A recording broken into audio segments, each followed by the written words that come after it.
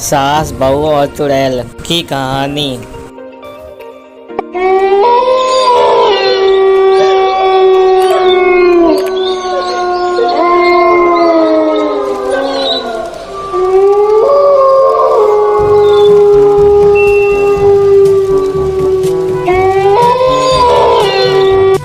रौनकपुर गांव में विशाल की माताजी और पिताजी रहा करते थे। विशाल की माताजी बहुत लालची थी। विशाल के पिताजी बोलते हैं कि जानकी, अब हमारा बेटा बहुत बड़ा हो गया है, अब इसकी शादी कर देनी चाहिए। हम अच्छे से घर में जाकर इसकी शादी कर देते हैं। जानकी यह सुनकर बोलती है कि विशाल के पापा, आप यह बात तो सच बोल रहे हो। मुझे भी लगता है कि अब इसकी शादी कर देनी चाहिए, लेकिन हमें कोई दहेज तो दे ही नहीं रहा इतना। मेरा बेटा सरकारी नौकर है, मुझे तो इसके दहेज चाहिए। 10 लाख नगद, एक कार, 10 तोला सोना, इतना कुछ देगा, उसी से शादी करवाऊंगी इसकी। लेकिन महेश को इतना कुछ कोई देने के लिए तैयार नहीं होता है, क्योंकि उसके घर की स्थिति अच्छी नहीं थी। बस वही एक सरकारी नौकर था और उसकी सैलरी भी कम थी। जानकी की बात सुनकर महेश के पिताजी महेश के लिए रिश्ता देखने के लिए चले जाते हैं और जानकी घर का काम करने के लिए चली जाती है।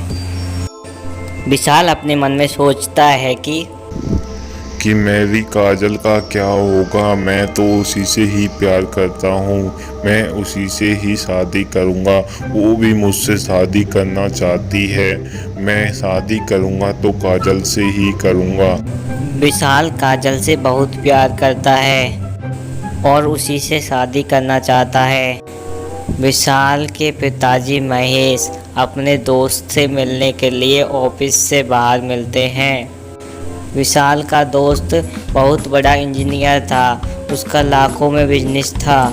वह अपने दोस्त से बोलता है कि रामू, क्या हाल है तेरे?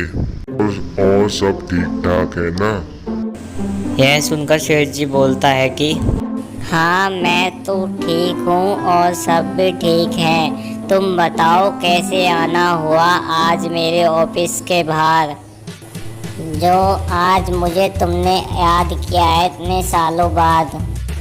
तुमको पैसों की ज़रूरत है या कोई फिर और बात है? कैसी भी बात हो मुझे बताओ अभी।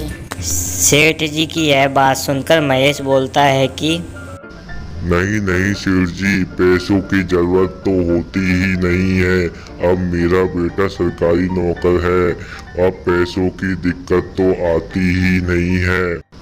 लेकिन मैं आपके पास मेरे बेटे का रिश्ता लेकर आया हूँ। आप मेरे बेटे से अपनी बेटी की शादी करवा दो। मेरा बेटा आपकी बेटी को बहुत खुश रखेगा।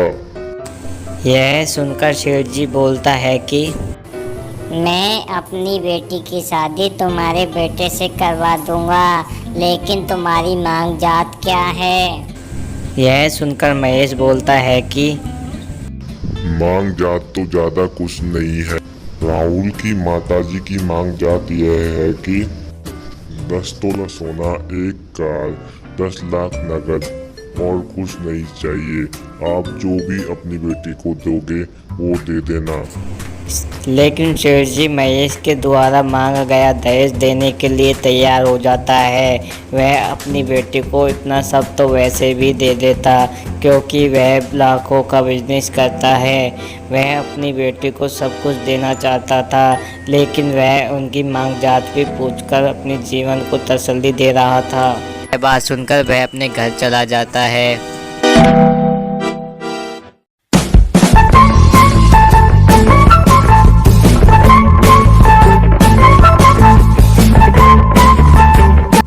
घर पहुंचते ही अपनी पत्नी जानकी से बोलता है कि जानकी जानकी, मेरा दोस्त अपनी बेटी की शादी अपने बेटे से करने के लिए तैयार हो गया है। और जो तुम दहेज मांगना चाहती थी वो भी वे देने के लिए तैयार हैं। और उनकी बेटी बहुत सुंदर है। महेश की यह बात सुनकर उसकी पत्नी बोलती है कि अच्छा, यह बात है।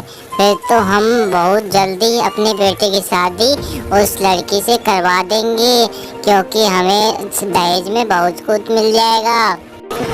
कल तुम फिर जाओ और उस रिश्ते को हाँ करके आ जाओ। विशाल यह सब बात सुनकर दुखी हो जाता है और वहाँ से चला जाता है अपनी काजल से मिलने के लिए। काजल के पास पहुँचकर बोलता है कि काजल, मेरे घर वाले मेरी शादी करना चाहते हैं। यह सुनकर काजल बहुत उदास हो जाती है। उदास होकर बोलती है कि अगर मैं शादी करूंगी तो मैं तुम्ही से ही करूंगी, मैं किसी और से शादी नहीं कर सकती। यह सुनकर विशाल बोलता है कि मैं भी तुम्ही से ही शादी करना चाहता हूँ और मैं आज तुमसे शादी कर लेता हूँ, बाकी देखी जाएगी घर वालों की। विशाल काजल से शादी कर लेता है, लेकिन उसकी माताजी सेठ जी की लड़की से करनी चाहती थी, क्योंकि वे उसकी माताजी लालची थी। अब पार्ट 2 में बताऊंगा इससे आगे की कहानी, अब क्या होगा इनके साथ।